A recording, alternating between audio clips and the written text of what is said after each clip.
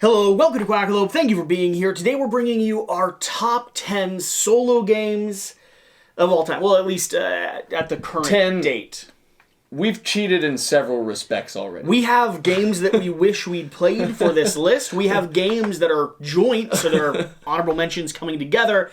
And we each brought 5 to the table that are different games. 5 separate games that we sit down and love playing as kind of a solo experience or adventure. Now, if you're not familiar with the wider world of solo gaming, there's an incredible community out there of people that dive into games that are not only designed to be solo, but also a lot of your favorite games. Eldervale, Wingspan, Scythe, like these big blockbuster titles have functional and incredible solo modes.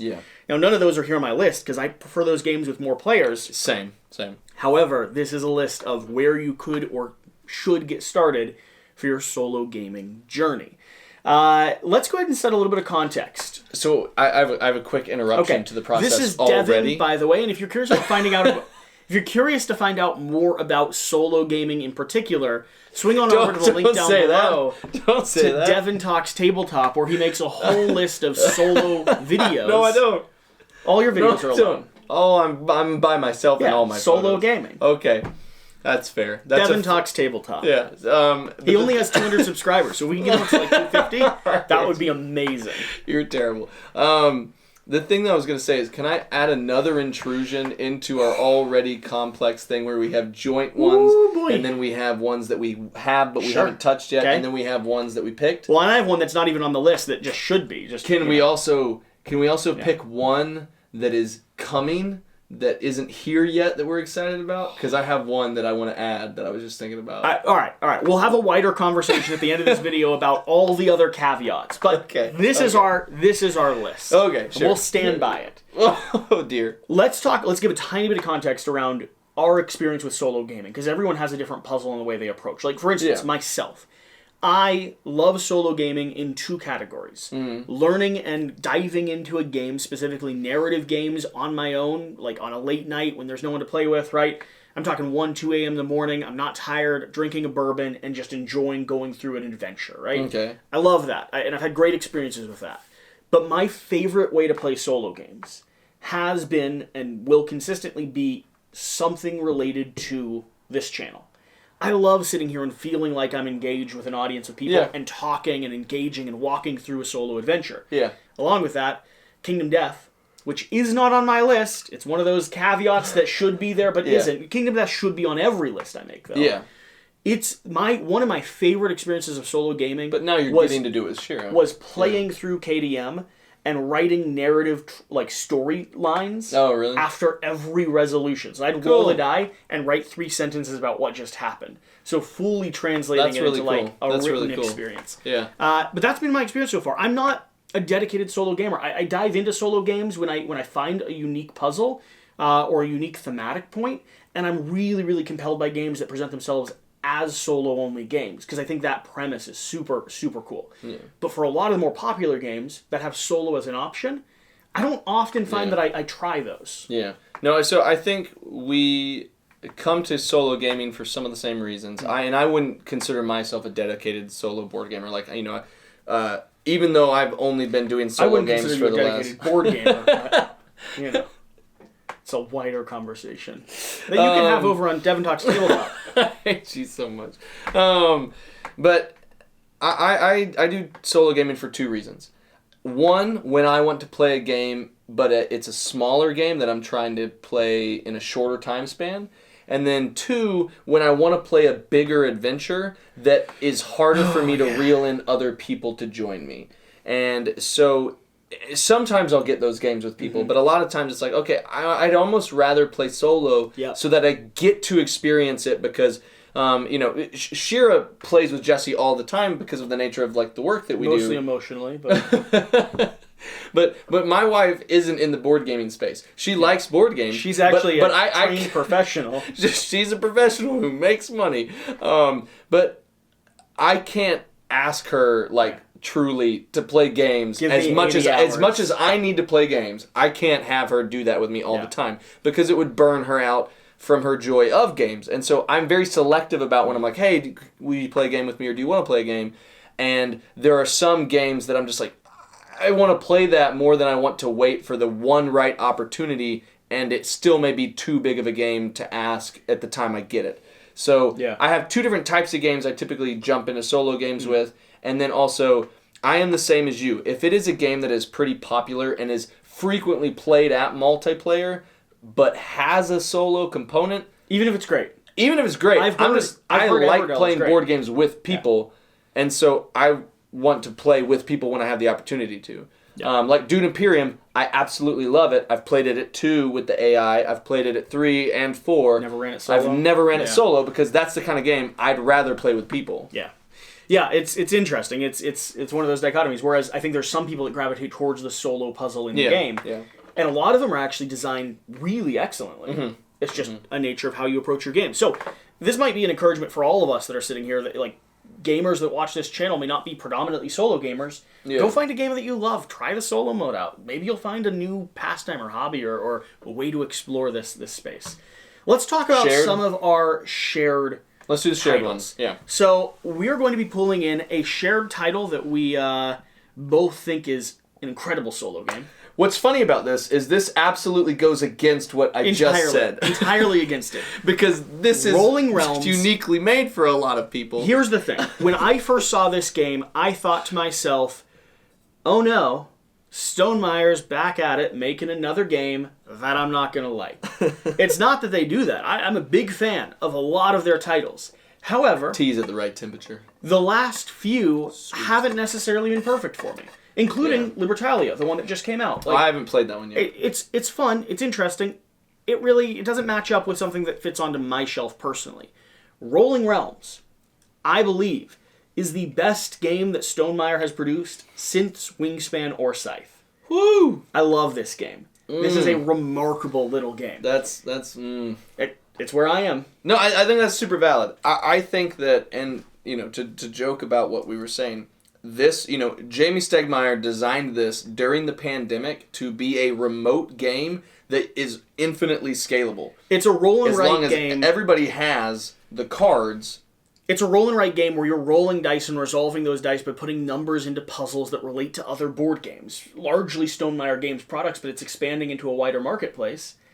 And yeah, you could play it with 80 people. Yeah, because you only need one person to roll the dice, and everybody just responds to those dice with the realms that they have. And so, it's fun, but I think that with a lot of people, it's multiplayer solitaire. The only thing that connects you to what the other people are doing is the shared dice roll. And so, like, if you are in the sense of, like, if you're in a pandemic or if you're in a remote situation where you are playing digitally over computers or over over online or something like that, then I think this is a nice way to be able to connect with people. But if you're playing around a table and the only thing that connects you, because it's also like it's a little bit of a logic puzzle where you want to make sure you're assigning things to the correct sections, so you're not paying attention at all to what other people are doing. No. But the solo system in this, fun. It makes it to where challenge mode. Yeah, it's like mini golf, and every hole tells you what 3 realms, instead of randomly drawing them whenever you play the game. It tells you what 3 realms to do, and then it gives you like requirements that you have to meet in order to play that hole properly. Maybe you play with 6 dice rolls instead of 9. Yeah. Maybe you have to get 4 stars out of 6 on each of the cards, to be able to win. And so you have a certain level of attempts, which is like, par, birdie, bogey, all that stuff. And I think that the forced requirements on an otherwise static system makes this a lot of fun. I love this at 2 players. I love this solo. That's where I am. Like 2 players is light enough that you can just talk over it. You're talking. You're just having fun. You're goofing. Rolling Realms. Fantastic little roll and write game. Also going to be on a list of top 10 roll and writes that we do in the future as well. Also, completely tangential question that separates us out of the final girl.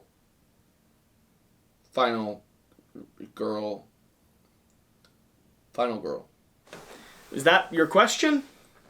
I was gonna talk about Stonemeyer's stuff, but you have Final Girl in front of you now, and this is another shared one. I see that. I mean, it was off camera when you started stuttering. Yeah, but what was the question you were going to ask?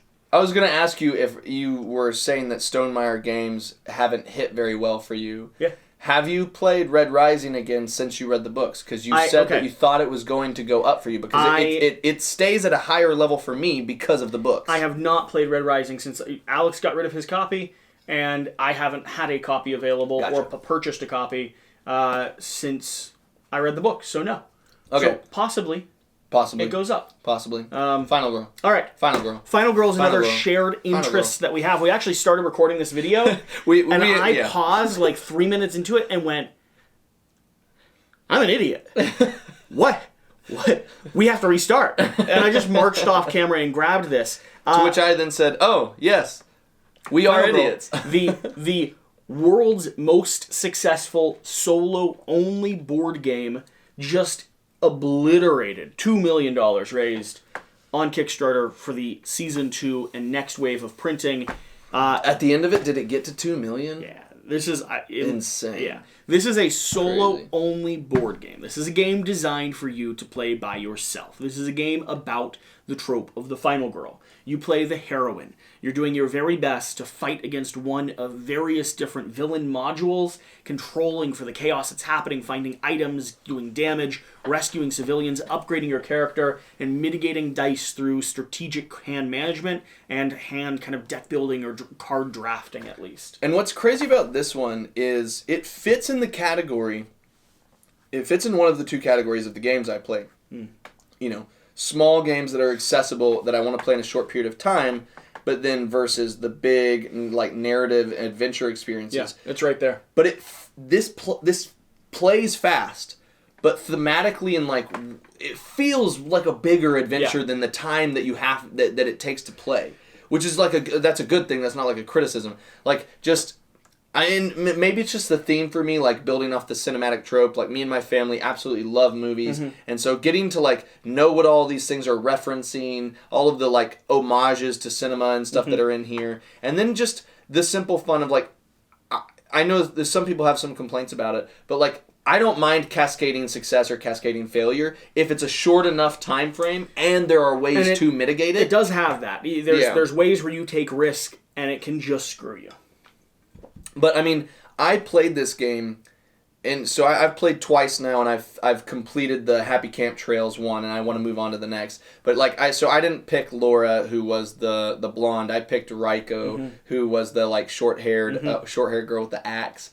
And like the first game, I was starting to do really well, and I prioritized a lot of like saving survivors, and then I didn't prioritize attacking and leaving, and like being slow in doing damage. I was just like, oh, I can take them, and I couldn't, and I got smashed. But then the second game, I started off like it was like the axe, like her personal axe, which is like a special item you can get, was on the top of one of the decks. Went straight for it. And then I got an event card, and the first event card was take an item off the top of a deck. So I started the game with her axe, and which is just like, yes, it's an advantage, but it also felt so thematically and narratively cool. It's like, Raiko gets her axe, she gets in there, and I was just wailing on him, and it was like I kind of went toe-to-toe with hands. It tells some incredible stories. It's very satisfying. Yeah. Very satisfying. I did a whole mini-series playing through like 3 or 4 different scenarios. I still have a few more to go through. Yeah. But man, if we had not forgotten this when we were filming, I probably would have ranked this. Oh, this is ranked top 3 for you? This is ranked top 3 for me. Yeah. It's probably top 5 for me right now. I genuinely have something that this could substitute out for.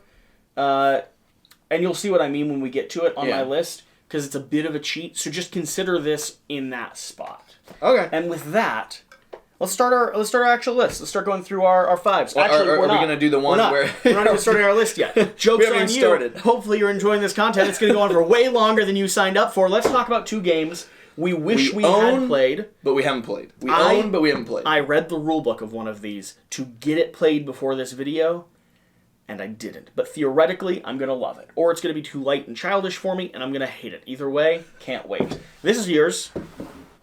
Yep. And this is mine. The game that I wish I had played before filming this video is Ela and Something Shiny. Adorable little artwork, tiny little forest creatures, super cute looking. A giant big box solo-only game that's dedicated to narrative story choices, like a choose-your-own-adventure book with a lot of things to check off. I love that. 30 to 45 minutes per chapter, so it really is focused on the storytelling aspect of it. And so This is one, you can see how just lovely the inside of the box is. This is one that I think I'm going to love. However, there's a strong chance that it might be too light, or it might not work for me, or it might be too like family focused. I don't know. I don't know because I haven't played it, but I really can't wait to. Nice.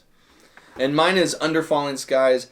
When I started to realize 6 months ago or something like that, I was like, I want to start pushing into solo gaming for my benefit, for edification of just myself as a content creator. I was like, you know what? I need to get like a starter pack. So I got Black Sonata, sure, Warp's Edge, okay, Under Falling Sky, Tiny Epic Galaxies, and Kingdom Death Monster. And I'll take a copy of your Kingdom Death Monster. And I've played Black Sonata. There's a couple of the other ones I still haven't gotten to, but this and Warp's Edge were two that, I always hear them compared, and, a lot of people have their preferences between the two. But I'm so excited to jump into this and try it out. I know that a lot of the people that I'm friends with have played it and enjoy it, and 20 to 40 minutes, being able to get this in under 45 minutes is really appealing and satisfying. So this is one that, when I get back, this and Warp's Edge are hopefully on the chopping block in terms of coming off the shelf of opportunity, shelf of shame, whatever you want to call it. All right, now let's start our list. Do you want to go first with number 5, or should I go first with my number 5? I'll go first, because I think it's going to be unexpected for some people. Oh. Blitzkrieg. Unexpected. To which, when I was picking out stuff, Sheer said, "Why are you getting that for the solo gaming?" And I was like, because you can play it solo. So I was just so, you know what, Under Falling Skies, you get over there. I don't know if you saw that. Under Falling Skies fell from under the skies. So Blitzkrieg is the first of kind of like a two sister games, It and Caesar from Paolo Mori, who did Libertalia, the new one from Stonemaier. And it is a bag building, chit placement, area control war game. Its thing is World War II in 20 minutes. And I'm very satisfied by the solo play in this. Have you played this solo at all? Only 2-player, man. So what happens in here is, in the solo play, it has several different types of actions that are programmed, and you pull it out of the cup or what bag, like you can put it wherever you want, but you pull it out and it gives you the icon, which gives you the classification of what type of action or what type of piece it's going to place, and then also where it's going to prioritize placing it based off of the strength of those territories. Okay. And so you get to play Blitzkrieg against a pretty forceful opponent. Good AI. And like I just love this game. I think It and Caesar are two fantastic 2-player games. And to be able to play through it pretty smoothly, it's a little bit layered in terms of the AI programming, but like once you get a sense of it, it's pretty smooth. Man, it's a very satisfying, quick solo experience. Very satisfying. Cool. My number 5 is going to be the thing that you could substitute out for Final Girl, and that's going to be 2 RPG-based solo games.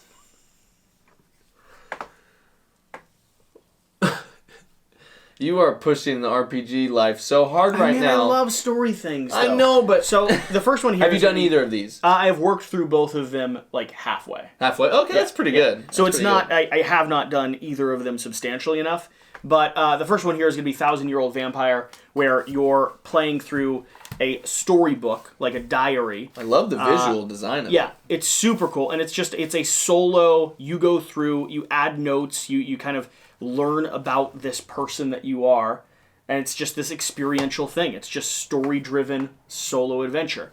A creaking hunter among the dust and cobwebs you prowl. The night places seek the souls on which you feed. You've done this since the time immortal, or so you believe. You have no memories of living as a man thing like those you catch and eat, but human traces linger. Your fingers trace clever abiscues. Arabesques. Never heard that word before. In the dirt of your grave place, and with the flourishes come whispered songs of language you've forgotten. Far away in a museum hangs your portrait, in oil by a master 500 years dead. You might have been lovers, but the diary you kept then is long lost. 1,000-Year-Old Vampire is an introspective, emotional, and sometimes frightening role-playing game built for lonely solo play, across a few hours or many weeks. Intended for mature players. You know, the thing that is... I'm annoyed now, yeah. Thank you a lot, because it says winner of 3 ENnie Awards in 2020, which is like, that is the RPG, like, Oscars or awards series, so... It's major. Now I want to get It's major. I'm very annoyed with you. The Quiet Year is also a lovely little game. This is about architecture. It's about world building. So open it. For a long time, we were at war with the jackals. Now finally we've driven them off, and we're left with this year of relative peace and one quiet year with which to build our community up and learn again how to work together. Come winter, the frost shepherds will arrive, and we might not survive the encounter. This is when the game will end. But we don't know about that yet. What we know is that right now, in this moment, I don't think it's gonna there is a sticker from the store I purchased this game from. No. It's gonna rip This is a map drawing game for 2 to 4 players. 2 to 4 players?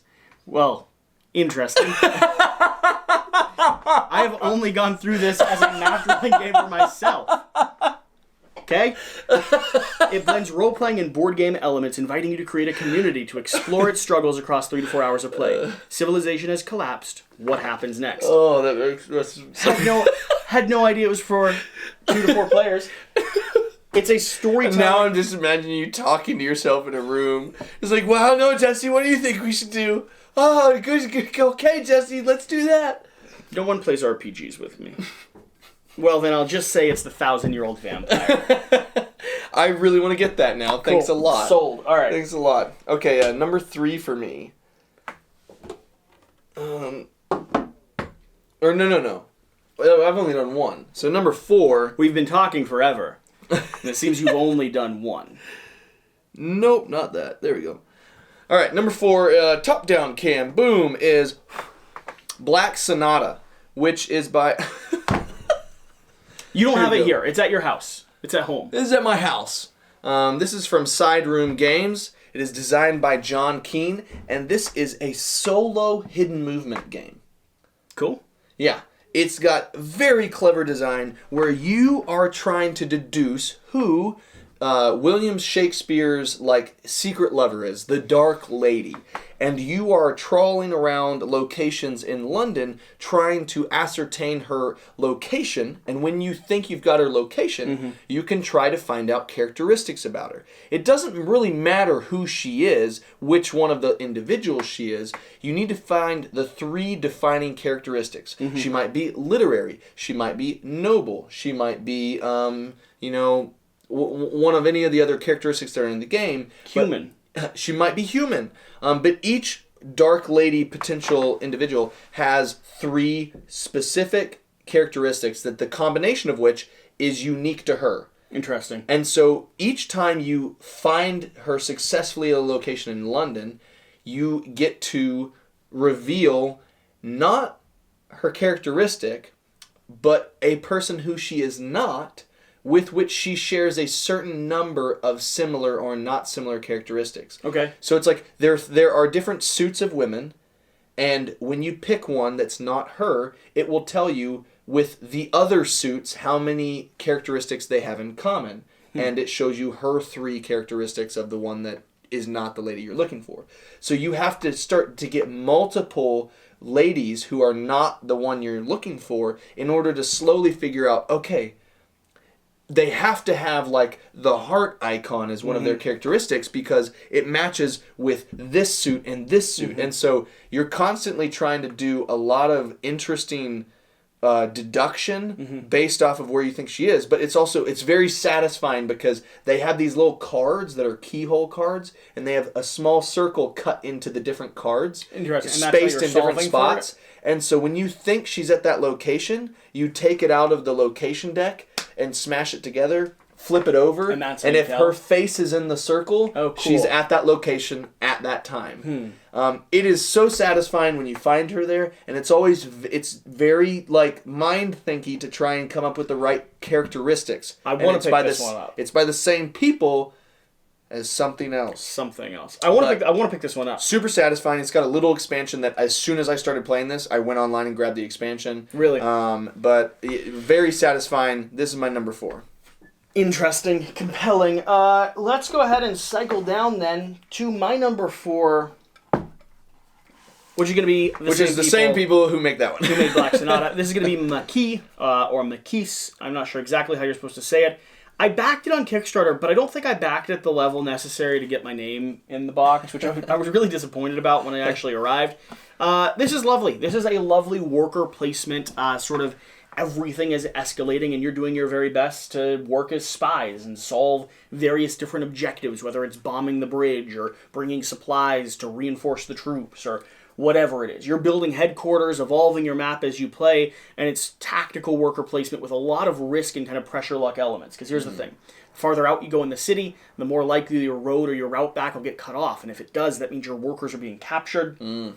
And that's how the game drives to failure. But sometimes you have no option to meet the deadline or to get the bomb or to finally get the resources and bread you need to hire more people. You've got to take a step out. You've got to take a risk. It's French Revolution, I believe, kind of set in Les Miserables. No. It's during World War II. Okay. So I have this game. It's not set in Les Mis. But to me, it reminds me of Les Mis. Yeah, it's the French Resistance when you are at the part of the World War II, I believe, where Nazi occupies France. Isn't it on the Thames or something like that? No. So it's down near I think the puppet. I think it's near the puppet government of Vichy or something in France. For me, this one, whenever I play, reminds me of Les Mis style. Like you're working as spies and doing your best to just kind of help the resistance rise up and succeed. If it wasn't on your list, this was going to be the one that I was like... You wish you would have played? I wish I had played and I haven't yet. It's really lovely. This replaced Friday in my go-to just late night, like I was saying, 2 a.m. drinking bourbon, want to play a solo game.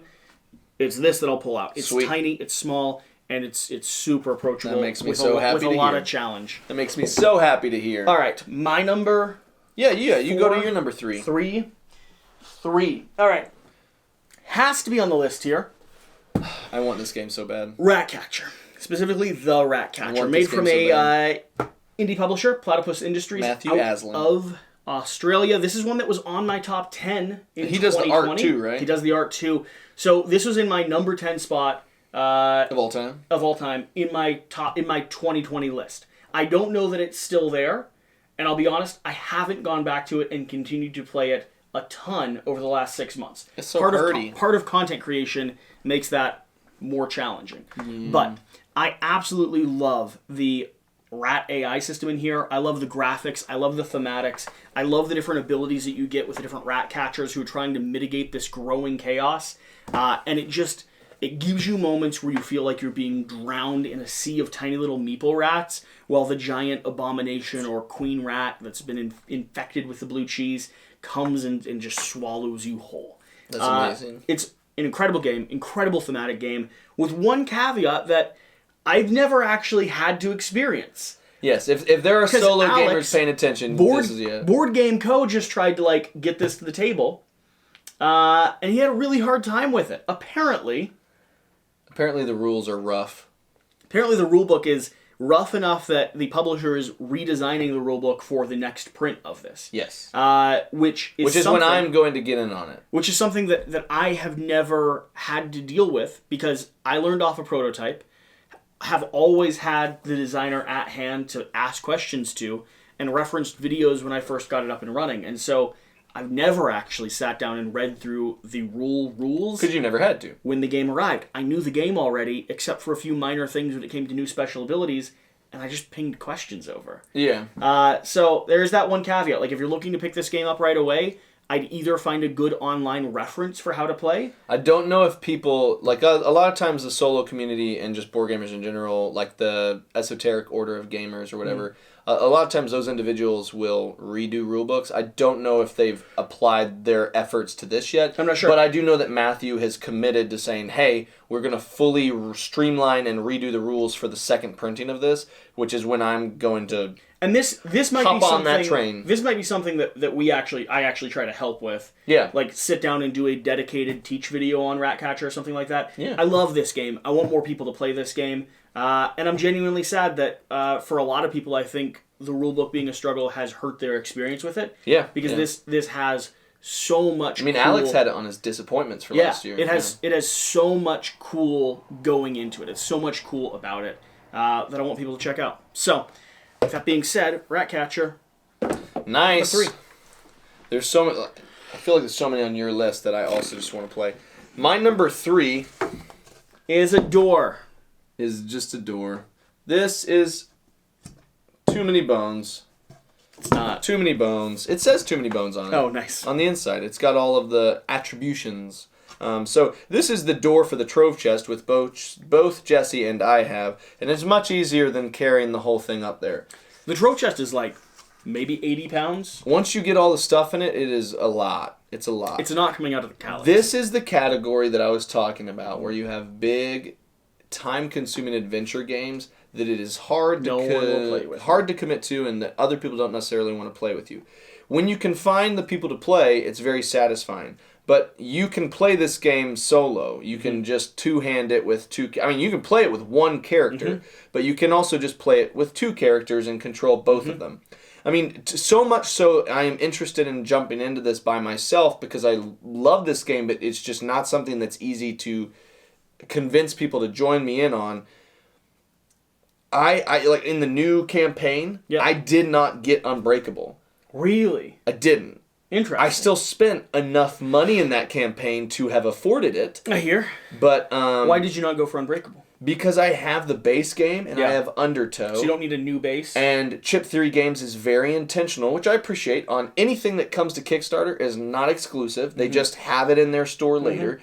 And so what I did was I was like, I have Undertow, I have the base game. I want to explore those to a high degree before I feel the need to get anything else. Yeah. But what I did do was I backed one of the new characters, Static, who's kind of like a brawler. Yep. And then I backed Gilly from the original kind of ones who were created after the base game, because the 2 of them are lauded as some of the best opportunities for solo play characters. Yep. There are some characters that you just do not really want to mess with solo because they're not as viable. But Static is supposed to be a very big kinetic, fighting, martial arts melee player, and then Gilly is a very effective long-range archer. And so I was like, if I get those 2 characters, that's going to make it much more viable for me to play by myself. And then I also got some fancy upgrades. I got the stuff to fill out the trove chest if I get everything, and then I got some of the adventure neoprene mats and stuff like that. So I got more content for it, but this is definitely a game that I want to have the ability with those characters and with my knowledge of it to jump in solo. Cool. Too Many Bones is not a game that I play solo. It's not a game that I play a lot at the moment. Yeah. It's hard to find people to sit down and play it, and it's a big commitment when you find that time. And it also has a degree of failure rate when I play. That it's a tough game. It's a tough game. It's a tough game. It's a tough game. It can make a couple hours feel less than satisfying, to say the least. Yeah. Which is why, Final Girl bothers me less when I lose, because it takes, way less time. Number 2. Spirit Island. Spirit Island. One of the most fun card-playing games out there. You've got these variable different powers from spirits that feel... Do you not like Spirit Island? No, I was just making a face for the sake of, comedy or contrast. I have. I've played twice. I had an absolutely abysmal teach that someone gave me where it took 3.5 hours for us to play the game. It was not you. It was a family member who we still rag to this day about it. Had an absolutely terrible teach, and then Alex felt horrible that I had a horrible experience and wanted to rectify it. Yeah. And it was still fine. Spirit Island I get why people like it. A game about, defending an island from invaders coming to, set up their habitats and pilgrimage it. You're playing as spirits that have an insane amount of highly thematic abilities that are a lot of fun to play. Mm-hmm. And they great names, like the fire that rages in the moonlight, or things like that. Like just very visceral and evocative names. And every single character, every single spirit that you play plays incredibly different from other ones. So you could be fighting the tribal masters by using vines that kind of creep and grow and infest and pull down walls, or you could literally be using a lightning storm or thunder or water and just washing them away in great swaths.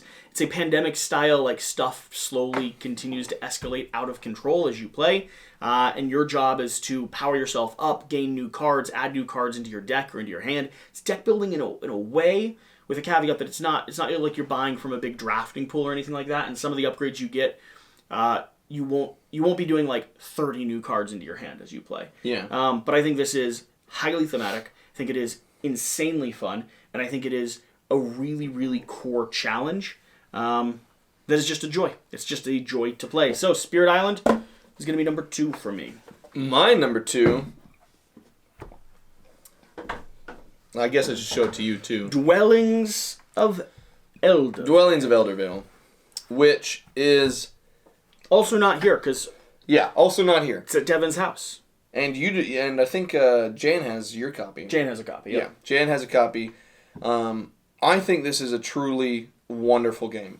I think it is unique in the fact that it feels like a very big box experience, mm-hmm. that because of the accessibility of the game tray mm-hmm. organizer, and like you can just pass out player trays really quickly, they have all their resources set up, you use those in the game, it's got rules reminders in it, you keep all of those slotted in around you, it has everything set up for a massive game that could take forever to set up. Sets up quicker than some games half its size. A fantastic insert.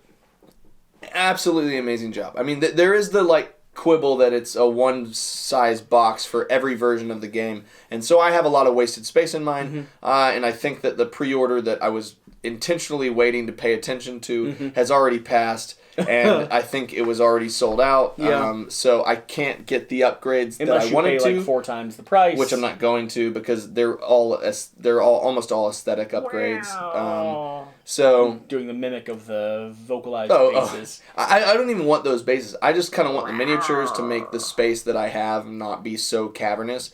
But to get back to the whole point of why this is in here, it's a wonderful hybrid of. I didn't even know this played solo. It's a fantastic solo. No idea.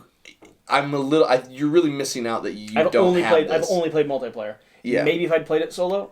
Yeah. I wouldn't have given it to Jen. So it's got this system called the Ghosts of Eldervale. Okay. That you play against them, and they have their own deck that they pull out. Okay. And what they do is, there's essentially someone, I think he's called the Watcher. And he moves and he stalks you and your workers around the map. Okay. And then they create and they score points on everything. So over the course of the game, they likely will outpace you in scoring, and you'll have to catch up with the end game scoring of the amount of dwellings you have, the elemental track progression that you've mm-hmm. got going on, and all of your tableau scoring. It's an aggressive AI that is very satisfying to play against because it functions like a persistent and aggressive opponent who's hunting you across the map. I feel like when you play with people, there's 50% of they're trying to advance their own agenda, mm-hmm. and then finding the opportunity to advance their agenda by also interfering with your plans. But in this, they're just kind of stalking you the whole time, and they're making points doing it the whole way, and you have to be very careful about not letting them outstrip you in terms of their progression versus your engine building that you're doing with your area control and your tableau building and your elemental growth. Very satisfying, very easy to control what they're doing, but allows you to play what I think is...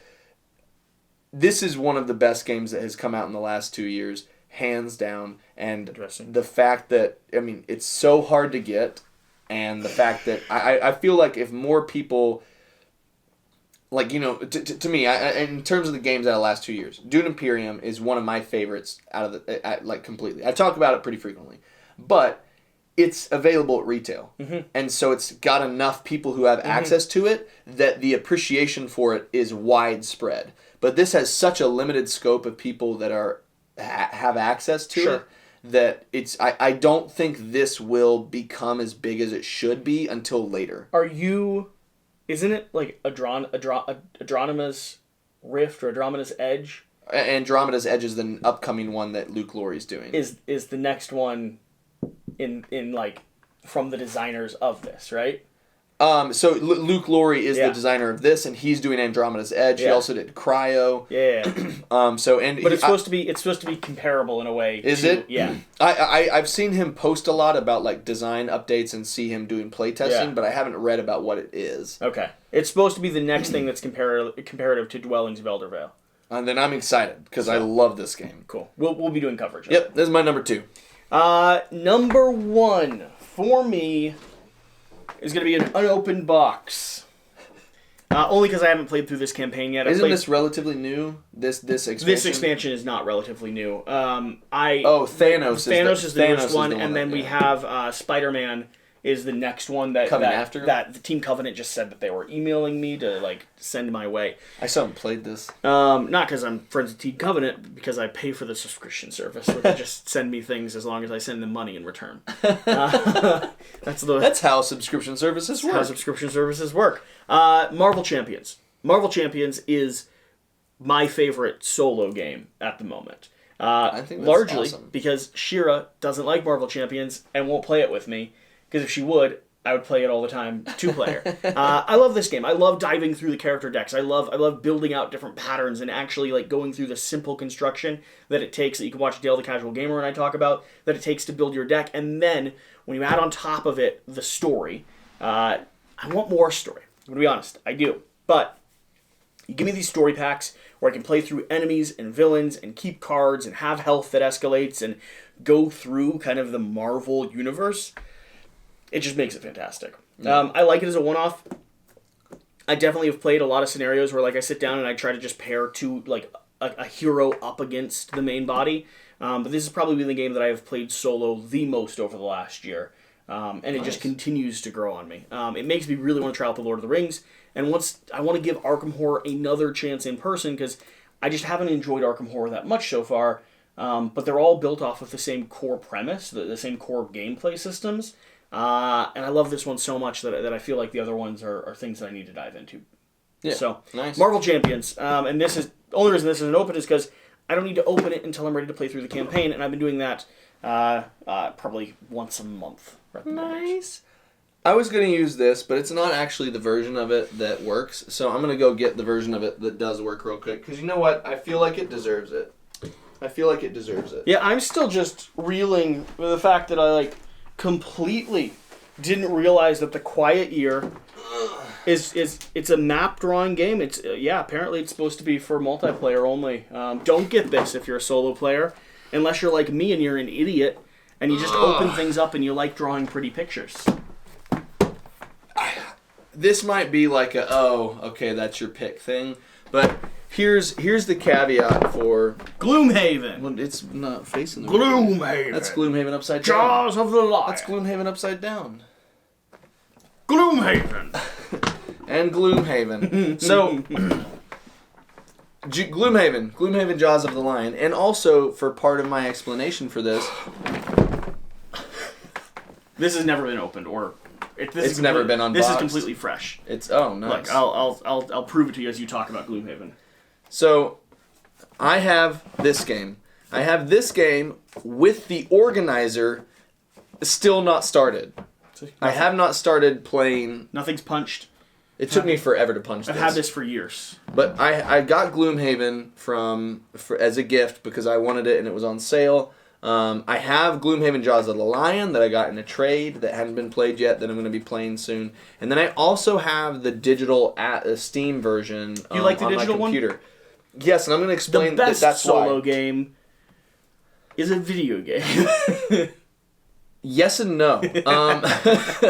So I haven't played the digital version on Steam in a little while. So it's possible that the campaign, the official campaign, is already out by this point. I haven't really gone back to check. But prior to that, when they were slowly building the campaign for that, they made a mode available called Guildmaster, which wasn't the campaign, but it was the world of Gloomhaven where you could use your characters and go on like narrative missions that escalated as you got leveled up, side missions that were just like, you know, bandits or like other things that would pop up occasionally, and then character specific missions where you grew the story of your characters. Cool. So it was kind of like a campaign. It just wasn't the official campaign that's in here. And I have not played Jaws of the Lion yet. I want to play it with Amber. She's the one that I'm going to try to jump into that too, or with. I have not started this big box yet, even though I have like a $50 or $70, you know, gaming trunk organizer. All you've played is the video game? But I've sunk over 20 hours into it. Okay. Because, and the reason why I'm comfortable saying that and knowing that this and this, like all of it's viable to me as a number one, is the puzzle of the card play in Gloomhaven is so satisfying. It is so satisfying. At Gamma, I got to talk to, that was a massive spit. At Gamma, I got to talk to Price. I got to talk to Price, who works at Cephalofair Games. Price's Media, Isaac's designer. And he got to show off and talk about some of Frosthaven. And it's just... I've played Frosthaven. I know. Did some coverage of Frosthaven. I am so... It's so satisfying as a solo game. I don't even need this box. I don't even need Jaws of the Lion. I don't even need the main campaign. I could play that Guildmaster mode for 50 more hours and be happy, because finding the right path through any of these scenarios with your cards and trying not to exhaust yourself, trying not to faint, trying to not burn the wrong cards at the wrong time permanently for that whole scenario play is one of the most satisfying mental puzzles for me. You know what I vote? It's so satisfying. I vote we hire a babysitter for a week, bring you, Amber, up here. For all three of my kids. And all four of us just play all of Gloomhaven. Like, I mean, the Brothers Murph recently, they went through in a week. all of it in a week. Yeah. But they're also insane. They're insane. Yeah, legally. In a good way. Maybe? Diagnosed? I haven't met them personally. No, they're good guys. They're good guys. I want to collaborate with them. Come at me, Brothers Murph. Come at me, bro. I'll play Gloomhaven yes. with you. So I know for some people, especially solo gamers out there that maybe are more dedicated and are more like intentionally all the time focusing on solo experiences, maybe this is a cliche choice, but I love the card mechanics in this so much, and getting to like grow those characters and get more cards and like get stronger cards, weed out your older cards, and create card combinations. Like I had I forget what his name was, but he like the Rock Heart or Stone Heart or whatever, that like kind of elemental rock golem character. In the digital version, I had this insane combination that I had set up that wasn't even like he wasn't even close to being retired. It was just in the first like 4 or 5 levels of him, or maybe 10 levels or something. And I was able to essentially like summon rock columns across the map, and then I had other cards that allowed me to explode them like by punching them, and then it would do like AoE damage around them. So it was like I could create obstacles that would get in the way of enemies, and then I could destroy obstacles which would hurt everybody around me. And it was, man, it's just so much fun. It's so much fun. So, with that being said, that's been a solo list from solo gamers that are super solo-y. Not solo players, really. I mean, I wouldn't consider myself a solo. Yeah, but why do we have to classify solo gaming as that it's only people who only do solo gaming? Because the people take it real serious, bro. That's fine. They can take it seriously. I don't care. The solo board gamer Facebook group. I love that group. It's a fantastic group. I love that group. It's a fantastic group. But I never quite feel like I belong. Like, I'm there observing, like, the creativeness and the crazy combos and the cool games that they talk about and all the crazy stuff they do. And I feel like I'm, like, you know, like in a social situation, you're kind of off to the side listening to the conversation, but not really, like, they're in it. Like that's varsity players or the JV. That's how I feel. That's how I feel in that group. I'm like, I appreciate you letting me be here. I know I don't belong in that circle. It's like they're playing the game, and then I'm on the side with the mascot outfit, like. Yeah. Woo! Solo gaming! Go. Hey, you gotta keep on playing. Gotta just play that game. I know you're all alone, but don't worry now, 'cause we got so much games to play. And, I don't know. That's a video. If you're still watching, why? No, really, leave a comment down below. Love to know. Why? That was all air, wasn't it? What? Yeah. It was just all air.